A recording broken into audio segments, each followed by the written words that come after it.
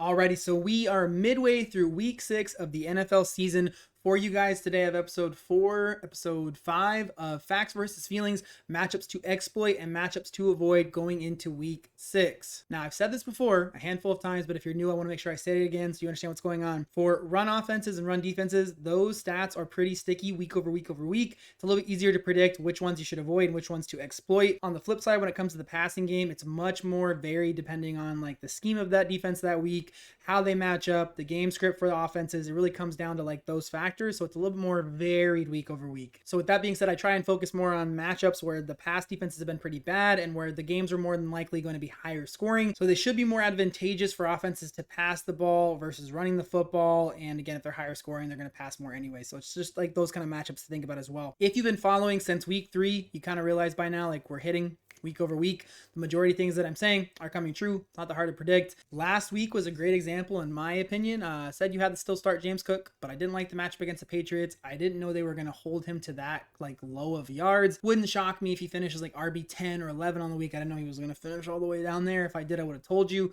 But it was one that I was kind of monitoring, and it does show again like these things are pretty sticky, and this video should be pretty helpful. Not always going to be 100%. Like things are going to happen, but just keep in mind like if you watch week over week over week, it's going to be tracking pretty decently well. All right, so the first matchup that we're looking to avoid this week and fade, it is the Seahawks going up against the Jacksonville Jaguars.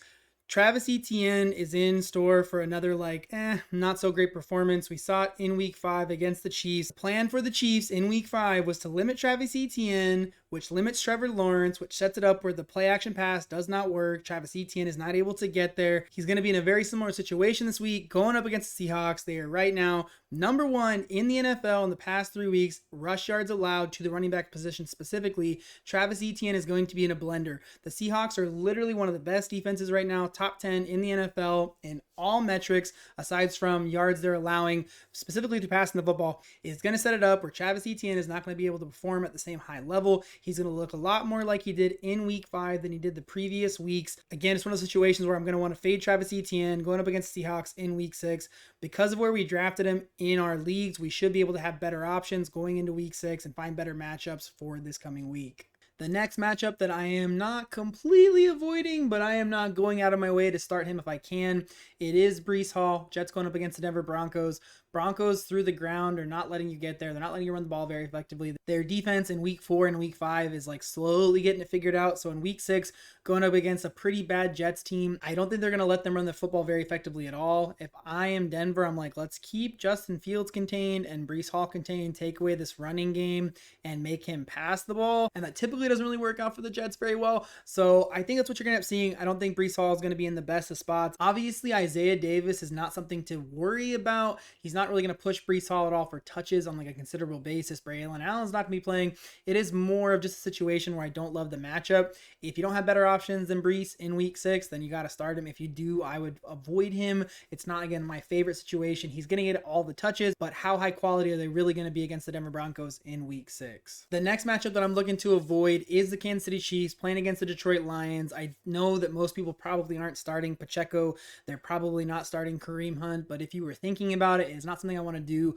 The Lions are not letting you run the football very effectively. Their defense is starting to get after it. So realistically, you're probably not starting either one of them, but if you were considering it, especially for like bigger leagues out there, I would just avoid this matchup against the Lions in week 6. The next matchup that I think you have to consider, like, again, I'm not saying to not play him because it's really hard not to play him, but I don't love it this week. It is Derrick Henry going up against the LA Rams. Derrick Henry hasn't looked that great for the past few weeks, unfortunately. Cooper Rush hasn't looked that great. I don't think Lamar Jackson is going to end up playing in week 6. So if Lamar doesn't end up playing, I would assume the Rams do what the Texans did, which is like, hey, we're going to make Cooper Rush beat us. We're not going to let Derrick Henry get it going. If that's the case, Derrick Henry is going to be shut down again in week 6. It's hard not to start him because you drafted him to start him, but it's just not one of my favorite matchups this week. The Rams are going to be in a smash spot. Their defense has looked really good. I don't think you're going to see Derrick Henry be able to get there. If you don't have any better options, you can still play Derrick Henry and Breece Hall, but like I said, last week with James Cook. That's just not my favorite matchup. They could still pop off. Like one of them could, both of them could.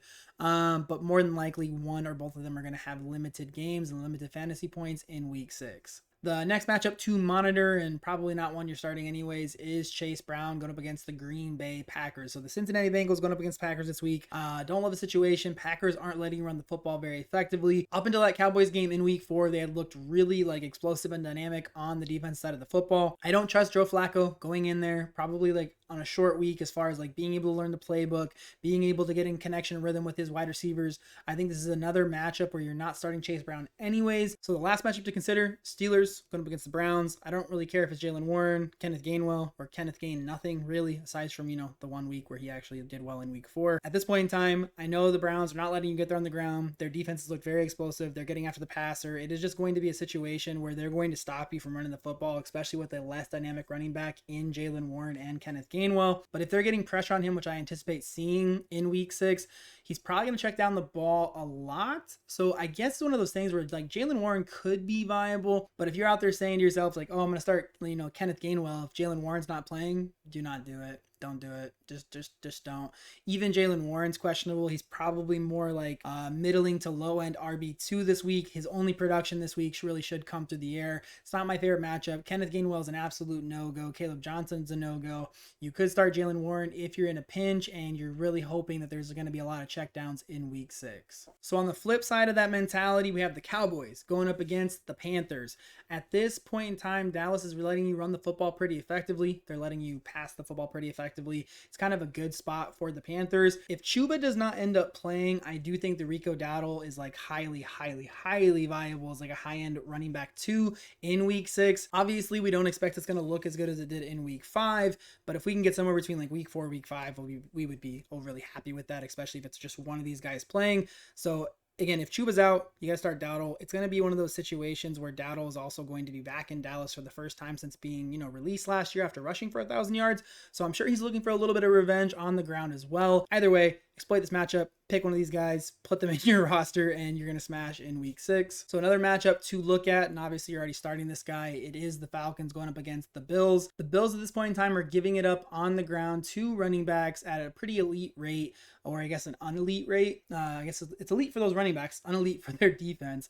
Either way, you're starting Bijan Robinson no matter what, but he should be in store for an absolute smash week. He's also coming off that bye week, so it's like a double smash. The next matchup to consider, and I said this, in week 4, and I was correct, so hopefully I am correct again. It is the Broncos going up against the Jets. It's the flip side of like the do not take. I said, I don't really like Breece Hall going up against the Broncos. I do like J.K. Dobbins and R.J. Harvey going up against the Jets. Their offense also shouldn't be that explosive this week, like I already mentioned. If they take away the run for Justin Fields and Breece Hall, it should set it up where they're not able to score a lot of points. So it should be a situation where J.K. Dobbins is able to like salt away the third and fourth quarter. I think J.K. Dobbins is in a smash spot going into this week against the New York Jets. Another matchup to pay attention to is the Raiders playing against Titans. Titans are letting you pass the football, run the football. We saw what Ashton Jeanty looked like in week 4 against a crappier run defense, and then we saw what he looked like in week 5 against a better Colts run defense. When the Raiders have these favorable matchups against bad defensive lines and they are able to get some actual push up front, it sets it up where Ashton Jeanty is in a smash spot for fantasy football and like real NFL football. He should be set up to rush for way too many yards, a couple of touchdowns. He should be in a smash spot this week to like literally explode. I don't know where he's going to be in my rankings, but he's going to be an RB1 on the week. The matchup against Titans, like I said, they're just letting you run the football all over the place. Like they're letting you score all over the place. He's going to be set up to like absolutely destroy. We saw like the DeMarcado run that was like broken for, I don't know, like 60 yards or whatever it was. Like we are going to see 1, 2, maybe even 3 of those this week with Ashton Jeanty playing against Tennessee Titans. The next matchup to look to exploit is the Rams going up against the Baltimore Ravens. Like again, the flip side of the Derrick Henry situation. Kyren Williams has looked really good on the season. He's been very explosive, very dynamic. He's involved in the passing game, touchdown equity, goal line carry equity, red zone everything equity, so there's passing, running, it doesn't matter. He's overly involved in this offense. He's going to continue to be the RB1 for this football team. He's absolutely smashing and destroying. The Ravens are letting you run the football, pass the football. It's not going to be like the craziest of high scoring games, but because of it being lower scoring, it should set it up where him and Blake Corum are getting more usage in the third and fourth quarters than they probably are seeing on the season as a whole. He should be in an absolute smash spot. Should be a no question starter for you this coming week. The next matchup to consider, and it's funny because there's a lot of positives and a lot of negatives in week 6, it is the Green Bay Packers going up against the Bengals. Again, flip side of that same other matchup with Chase Brown. Josh Jacobs is going to be coming off of a bye week. He's going to be rested. He's going to be healthy. He's going to be out there popping off. Packers can score. They're going to get out to a lead. When they get out to a lead, what are they going to do? They're going to salt the game away with Josh Jacobs. We know he's going to get a lot of carries in the red zone and a lot of goal line carries for this football team. Probably the only goal line carries for this football team. That is going to set it up where this week going up against a horrible bottom 3 rush yards allowed to the running back position, specifically defense of the Cincinnati Bengals. Josh Jacobs should have an explosive, crazy, high-end RB1 week in week 6. The next matchup that I'm going to touch on, I'm not going to talk about it for too long. It is the Chargers going up against the Dolphins. I'm not just talking about what happened in week 5. I said that, you would see a good matchup from Chuba Hubbard, but it ended up being Rico, and he still played really well. So, called it last week in facts versus feelings, but whatever. Another one that I call, but the positive versus the negative with James Cook. Anyways, the point is, don't know if it's going to be Kamani Vidal. Don't know if it's going to be Hassan Haskins. Don't know. It could be Justin Herbert running for a bajillion yards. The Dolphins are going to give it up on the ground again in week 6. Could roll the dice on one of those guys popping off and breaking maybe 1 or 2 bigger runs and possibly having some touchdown equity on this football team because of how bad the Dolphins are at stopping the run. Not my favorite matchup, but it is one too you could still exploit in week 6. Okay, so the team that is giving up the most yards on the ground to the running back position, they are going up against the Washington Commanders. It is the Chicago Bears. I do believe that after what we saw in week 5 with JCM, Bill is going to demolish, and I mean demolish in week 6. Higher scoring game. Doesn't mean that they have to pass the ball all the time, but it's a higher scoring game for the Commanders and the Bears. The Bears are coming off a bye, so they're going to be healthier on offense. They're going to be probably able to pop off. Ben Johnson has another week in Caleb Williams' ear without anything else going on. It is going to set it up where I believe probably one of the highest scoring games of the week, if not the highest scoring game. JCM is going to be able to run the football, catch the football, score touchdowns. I think you're going to see week 5 again in week 6. Alrighty, so those are all the running back situations to either exploit or avoid in week 6. Flipping it to the passing side, and we'll run through these pretty quick. It is the Rams going up against the Ravens again. The Ravens, like I said earlier, giving it up on the ground, giving up to the air. It should be a pretty smash game for both Puka and Devontae Adams. Next matchup to look at is the Commanders going up against the Chicago Bears. Again, for the passing side of things, the Bears are letting you pass the football at a pretty good rate. They are 9th right now in pass yards allowed. I'm sure Deebo Samuel is going to play. Zach Ertz is going to play. He's going to be able to throw the football pretty effectively, run the football. This is going to be a smash week, for anybody on the Commanders team and the Bears team. The next matchup is the Packers playing against the Bengals. I already said it earlier for the run game for Josh Jacobs. In the first half, it should set it up where Matthew Golden gets there, Romeo Doubs gets there, Tucker Kraft gets there. The pass catchers for the Packers should be in a smash spot this week. This game could just blow open. Maybe Joe Flacco plays well enough where they're semi-viable. If that happens, then who knows how great this could be for the pass catchers. For the Green Bay Packers, it should just be a smash spot for them to play abnormally well against a pretty bad Bengals defense who can't stop, runny nose. They can't stop the run, can't stop the pass. Smash spot for all these players that are catching the ball from Jordan Love in week 6. The next matchup to consider is Seahawks, Jags. Seahawks passing game with Sam Darnold has been fantastic. He just looked great. JSN should be in a smash spot. Cooper Kupp should be in an okay spot.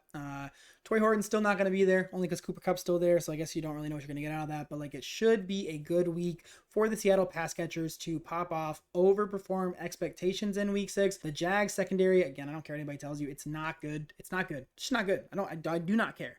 People are insane. I'm sorry for saying people 3 times, but people are insane. They don't watch sports. They don't watch football. They're just talking. They're looking at stats, whatever. I don't care. They right now are bottom 5 in pass yards allowed to opposing offenses, and on tape, they don't look good. They're getting takeaways, sure, but they're letting you pass the football down the field. The last matchup to consider is the Panthers playing the Dallas Cowboys. Said it earlier, Cowboys are letting you run the football, letting you pass the football. Their defense is horrible. Higher scoring game. Tedder McMillan should be able to get there. Maybe Xavier Leggett's viable, but at the end of the day, Ted McMillan, Bryce Young, are both going to be able to get there this week. Again, higher scoring game. Smash spot for Ted. Should be a smash spot for Bryce as long as he's able to play at a good level versus this middling kind of crappy level what he's been playing at for the past couple of weeks. Alrighty, so there is my week 6 facts versus feelings episode, whatever it is now. Matchups to exploit, matchups to avoid at the running back and wide receiver positions. Hopefully this video helps you just a little bit. just a little bit closer to winning your fantasy football championship in 2025. I know the waiver wire has already passed. I know that like when it comes to DST, maybe you don't play with DST, but I do have my waiver wire video down here somewhere and my DST video down here somewhere. If either one of those sound interesting to you, please go check those out. Hopefully they will be as helpful to you as this video will be, and go back and check it at the end of the week, and hopefully it works out, where I've kind of been right so far, and it continues to go that way for my sake, for your sake, and for everybody's sake in fantasy football.